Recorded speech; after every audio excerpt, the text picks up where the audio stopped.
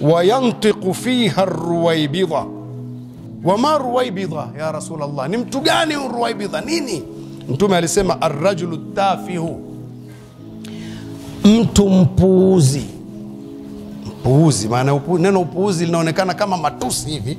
Mpuuzi ni ambaye huwa anapuuza mambo muhimu, manake na yeye alikuwa anastahili kupuuzwa. Yeye ni mpuuzi tayari, mpuuzaji wa mambo muhimu.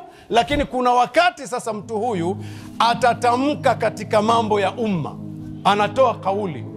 Siku zote yupo tu, mambo yake ni ya kwake tu, lakini mara kuna jambo la umma anatoa kauli naye.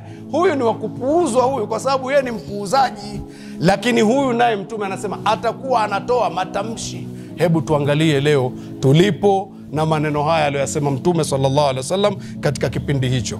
Leo wako watu wa aina hiyo, wanatoa matamshi, na mkijaribu kukaa kusikiliza hayo anayosema ni matusi tu, tukana watu tu, kuwaona watu wazuri hawafai, na pengine kutaka kufanya watu wabaya waonekane wanafaa.